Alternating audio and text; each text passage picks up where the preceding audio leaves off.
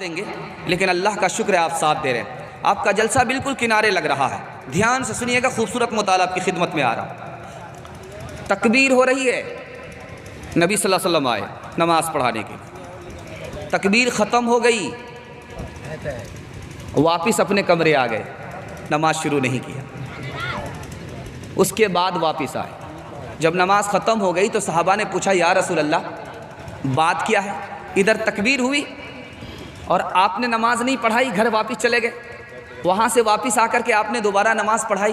اللہ کے رسول کا جملہ سنیے، میں تکبیر ہوئی اور میں نماز پڑھانے کے لیے جب کھڑا ہوا تو خیال میری طاق گھر کے طاق پر چلا گیا، صدقے کا ایک سکہ طاق پہ رکھا ہوا ہے، غریبوں کو پہنچایا نہیں، غریبوں کو ملا نہیں۔ مجھے شرم آئی، میں تو اللہ کے سامنے کھڑا ہوں، لیکن غریب بیچارے میری امداد کے لیے کھڑے ہیں، اس لیے میں نے نماز نہیں پڑھائی، پہلے غریبوں کی مدد کر دیا، اس کے بعد نماز پڑھانے کے لیے آ رہا ہوں۔ دوسری مثال دے رہا ہوں، بہت دھیان سے سنیے گا۔ حضرت علی سامنے ہے، اتنا بڑا ڈھیر ہے چاندی اور سونے کا، حضرت علی پریشان ہو رہے ہیں۔ پوچھنے والے نے پوچھا کہ اتنا بڑا ڈھیر ہے، آپ کو خوش ہونا چاہیے، سونا ہے چاندی ہے، اتنا بڑا ڈھیر آپ کو خوش ہونا چاہیے، تو کیا کہتے؟ یا دنیا غری غیری، اے دنیا مجھے دھوکہ مت دے، اے دنیا مجھے دھوکہ مت دے کہ میں تیری محبت میں گمراہ ہو جاؤں اور مال جمع کروں۔ اسی وقت حکم دیا کہ غریبوں میں ان تمام مال کو بانٹ دو۔ تیسری مثال آ رہی ہے، حضرت جابر رضی اللہ عنہ آئے، پریشان ہے، بیوی نے کہا کیوں پریشان ہو؟ کہا کہ مال میں اضافہ ہو رہا ہے، مال بڑھ گیا ہے، اب کیا کروں؟ ہم تو یہ پریشان ہے کہ مال کہاں سے آئے گا، اور وہاں وہ پریشان ہوتے تھے کہ مال اب کہاں لگائیں گے، اس کے لیے وہ پریشان ہوتے تھے۔ تو بیوی سے کہا کیا کرنا چاہیے؟ بیوی بھی ویسی ہی دیندار تھی، کہا کہ اس میں سوچنے کی بات کیا ہے، مال اگر بڑھ گیا تو غریبوں میں بانٹ دو۔ 6 لاکھ روپیہ اسی وقت بانٹ دیا۔ چوتھی مثال لا رہا ہوں، بہت دھیان سے سنیے گا۔ زمین بیچ دیا ہے ایک صحابی نے دوسرے صحابی کو، اب جب مکان بنانے کے لیے اس نے زمین کھودی تو اس میں سونا نکلا، دیگچا نکلا۔ اب یہ خریدنے والا کہہ رہا ہے کہ یہ دیگچا تمہارا، میں نے زمین خریدی، دیگچا نہیں خریدا۔ اب وہ کہہ رہا میں دیگچا لے نہیں سکتا، میرے لیے حرام ہے، میں نے زمین بھی دے دیا، زمین کے اندر جتنا بھی خزانہ تھا سب دے دیا۔ اب عدالت میں معاملہ ہو گیا، وہ مال رکھنے کے لیے تیار نہیں، یہ لینے کے لیے تیار نہیں۔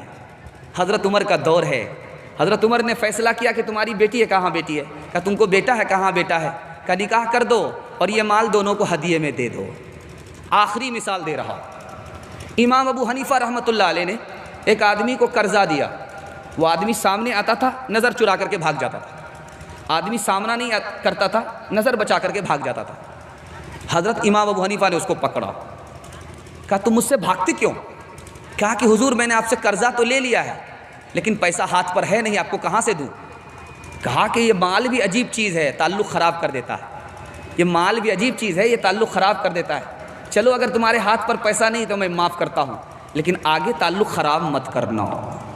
وہ عجب لوگ تھے، وہ عجب لوگ تھے، جانے کیا لوگ تھے، وہ عجب لوگ تھے، جانے کیا لوگ تھے، زندگی چھوڑ دی بندگی کے لیے، وہ عجب لوگ تھے، جانے کیا لوگ تھے، وہ عجب لوگ تھے، جانے کیا لوگ تھے، زندگی چھوڑ دی بندگی کے لیے، ایک ہم لوگ ہیں، جانے کیا لوگ ہیں، ایک ہم لوگ ہیں، جانے کیا لوگ ہیں، بندگی چھوڑ دی زندگی کے لیے۔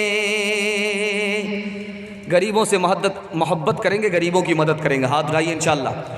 میں نے یہ پیغام آپ کو اس لیے سنایا ہے کہ مجھے معلوم ہوا کہ یہ جو جلسہ ہو رہا ہے جوانوں کی طرف سے ہو رہا ہے، جوانوں نے کمیٹی بنائی ہے، اس کمیٹی کا مقصد کیا ہے کہ مہینہ میں 100 روپے جمع کیا جائے، غریبوں کی اس سے مدد کی جائے، غریبوں کی بیٹی کی شادی کرائی جائے، غریبوں میں مدد کی جائے، اس کے کفن اور دفن کا انتظام کیا جائے۔ مجھے بہت خوشی ہوئی، اس کے حوالے سے میں نے پیغام آپ کو دیا ہے۔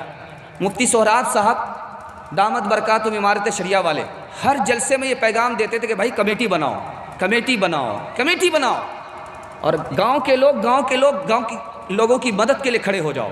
اللہ کا شکر ہے کہ وہ بولتے رہے، اس کا اثر نہیں لیا گیا، لیکن اللہ کا شکر ہے کہ آج اس پر عمل ہو رہا ہے، مجھے بہت خوشی ہوئی۔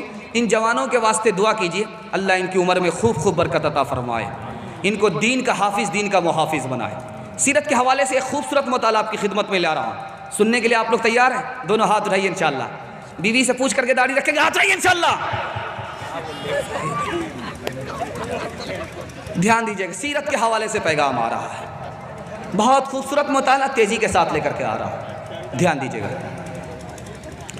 نبی صلی اللہ علیہ وسلم نیچے کی منزل میں رہتے ہیں اور ایوب انصاری رضی اللہ عنہ اوپر کی منزل میں رہتے ہیں، دھیان دیجیے گا، بہت خوبصورت مطالعہ آپ کی خدمت میں لے کر کے آ رہا ہوں۔ 2 منزلہ مکان ہے مدینے میں، نیچے کی منزل میں نبی رہتے ہیں اور اوپر کی منزل میں صحابی رہتے ہیں۔ صحابی نبی کے سامنے نہیں بیٹھتے، صحابی نبی کے سامنے نہیں بیٹھ رہے بلکہ کنارے بیٹھتے ہیں، اس کنارے بیٹھتے ہیں، اس کنارے بیٹھتے ہیں، سامنے نہیں بیٹھتے۔ پوچھا گیا کہ بھئی آپ کیوں بچتے ہیں، سامنے نہیں بیٹھتے؟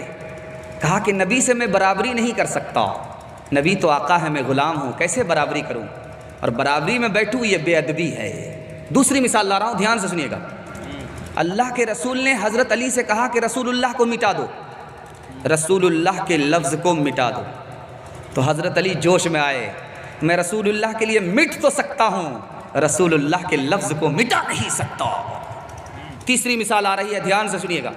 11 دن گزر گئے، مدینے میں پیشاب پخانہ نہیں کیا امام ابو حنیفہ، ان کے ہم لوگ مقلد ہیں، دعا کیجیے اللہ ان کی قبر کو نور سے بھر دے۔ 11 دن ہو گئے مدینے میں پیشاب پخانہ نہیں کیا۔ لوگوں نے پوچھا کہ آپ پیشاب پخانہ نہیں کر رہے؟ کہا مجھے ڈر ہوتا ہے کہ پیشاب کہیں وہی نہ ہو جائے، پخانہ کہیں وہی نہ ہو جائے جہاں نبی پاک کا قدم پڑا ہے۔ تیسری مثال لا رہا ہوں، بہت دھیان سے سنیے گا۔ امام مالک رحمۃ اللہ علیہ بغیر چپل کے مدینے میں چل رہے، پیر لہو لہان ہو جاتا ہے، لہو لہان ہو جاتا ہے۔ کہا کہ حضور آپ بغیر چپل کے چلتے ہیں، پیر آپ کا لہو لہان ہے۔ کہا مجھے ڈر لگتا ہے کہ کہیں وہی چپل نہ پڑ جائے جہاں نبی کا قدم پڑا ہے۔ تیسری مثال لا رہا ہوں، چوتھی مثال، آخری مثال لا رہا ہوں، دھیان سے سنیے۔ قاسم نانوتوی رحمۃ اللہ علیہ، دعا کیجیے اللہ ان کی قبر کو نور سے بھر دے۔ وارنٹ جاری ہوا، جہاں دیکھو گولی مار دو، انگریز کی طرف سے۔ 3 دن چھپے، چوتھے دن باہر نکلا۔ کہا جان کو خطرہ ہے، آپ روپوش ہو جائیے، باہر مت نکلیے۔ تو کیا کہتے ہیں، جان بھاڑ میں جائے، مجھے تو نبی کی سنت ادا کرنی ہے۔ ہمارے نبی 3 دن غار ثور میں چھپے تھے، چوتھے دن باہر نکل آئے تھے۔ جان چلی جائے مجھ کو اس کی پرواہ نہیں ہے، مجھے تو نبی کی سنت ادا کرنی ہے۔ انشاءاللہ بڑھاپے میں داڑھی رکھیں گے، ہاتھ اٹھا دیجیے انشاءاللہ۔ یہ دیکھیں، یہ وہ لوگ ہاتھ اٹھا رہے ہیں جو بالکل بائی پاس جا رہے ہیں، بالکل بائی پاس جا رہے ہیں۔ چند مثال دے رہا ہوں، پیغام کو ختم کر رہا ہوں، دھیان سے سنیے گا۔ مولانا الیاس صاحب رحمۃ اللہ علیہ کے دربار میں ایک جوان آ رہا ہے، بالکل چکنا گھڑا، چہرہ فٹ بال کا میدان ہے، آتا۔ مولانا داڑھی رکھنے کے لیے نہیں بولتے۔ 1 مہینہ گزر گیا، 2 مہینہ گزر گیا، 3 مہینہ گزر گیا، جب 4 مہینے گزر گئے تو مولانا نے ہمت جٹا کر کے کہا کہ بھائی صاحب آپ جوان ہو، مسلمان ہو، داڑھی رکھو، چہرے پر سنت سجاؤ۔ جوان آنا ہی چھوڑ دیتا، آ ہی نہیں رہا۔ تو مولانا الیاس صاحب رحمۃ اللہ علیہ نے پوچھا کہ بھائی وہ جوان جو آتا تھا اب نہیں آتا ہے؟ کہا کہ حضور آپ نے داڑھی رکھنے کے لیے کہا، وہ شرمندہ ہو گیا اس لیے نہیں آ رہا۔ کہا کہ غلطی اس کی نہیں ہے، غلطی میری ہے، میں نے کچے توے ہی میں روٹی ڈال دیا۔ دوسری مثال دے رہا ہوں، بہت دھیان سے سنیے گا۔ ایک شاعر گزرے، ان کا نام ہے مرزا قتیل۔ مرزا قتیل بہت بڑے شاعر تھے، نبی کی نعت پڑھتے تھے، داڑھی بناتے تھے۔ نبی کی نعت پڑھ رہے ہیں، داڑھی بنا رہے ہیں۔ ایک مداح ان کا آ گیا، کہا شاعر صاحب آپ نبی کی نعت پڑھتے ہو اور داڑھی کٹاتے ہو، نبی کی نعت پڑھتے ہو، داڑھی کٹاتے ہو، تو کیا کہتے ہیں؟ چوری بھی سینہ جوری بھی، داڑھی کٹاتا ہوں، کسی کا دل نہیں توڑتا۔ کہا دل نہیں ٹوٹ رہا، نبی کا دل ٹوٹ رہا ہے۔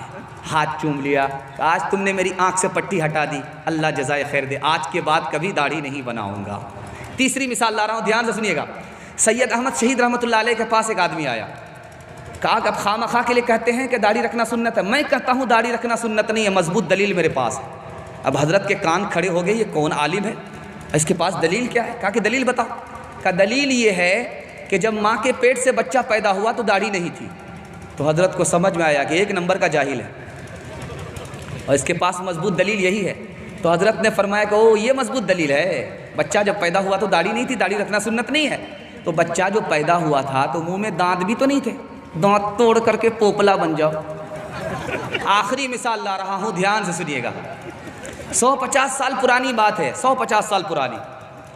पाकिस्तान में शादी हो रही है, मोबाइल का दौर नहीं था, नेट का दौर नहीं था। लड़की ने लड़के को देखा नहीं है, मजलिस में निकाह हो रहा है, लड़की इधर है, लड़का इधर है। अहमद अली लाहौरी रहमतुल्लाह अलैह वक्त के बड़े आलिम, वो निकाह पढ़ाने के लिए बैठे। लड़की की निगाह जैसे ही लड़के के ऊपर पड़ी, देखा कि दाढ़ी वाला लड़का है, दाढ़ी टोपी वाला आलिम दीन है। लड़की भरी मजलिस में खड़ी होकर के कहती है, मुझे दाढ़ी वाला लड़का पसंद नहीं है। सारे लोगों का चेहरा लटक गया। सबने सोचा कि हज़रत का भी चेहरा लटक गया, मारे शर्म के मारे नहीं झुका था, मुराकबे में चले गए थे। मुराकबे के बाद सर उठाया, कहा कि पता है कि इस लड़की ने दाढ़ी का इनकार क्यों किया? अब लोगों के कान खड़े हो गए, इतना बड़ा आलिम किस नतीजे पर पहुंचा है?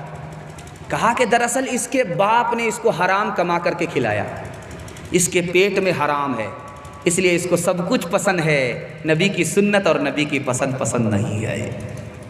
हाथ जोड़ करके आप लोगों से एक बात कहता हूँ, दाढ़ी नहीं रखते हैं, आदत नहीं हो पा रही है, तौबा करते रहिए, ईमान सलामत रहेगा। लेकिन दाढ़ी की तौहीन मत कीजिएगा, ईमान चला जाएगा।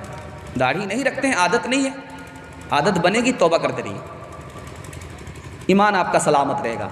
लेकिन दाढ़ी नहीं रखते हैं, चोरी कर रहे हैं, सीना चोरी मत कीजिएगा, तौहीन मत कीजिएगा, ईमान चला जाएगा। दाढ़ी की तौहीन क्या है, ईमान क्यों चला जाता है, ये राज बता रहा हूँ। दाढ़ी तो रखता हूँ लेकिन मुझको खुजली होती है, इसलिए दाढ़ी नहीं रखता। नबी को खुजली नहीं हुई, आपको खुजली हो रही, दाढ़ी की तौहीन है।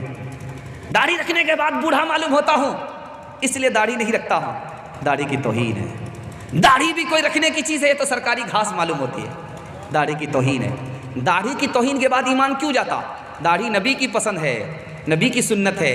जो नबी की पसंद, नबी की सुन्नत में ऐब लगाए, वो नबी का उम्मती मुसलमान नहीं हो सकता।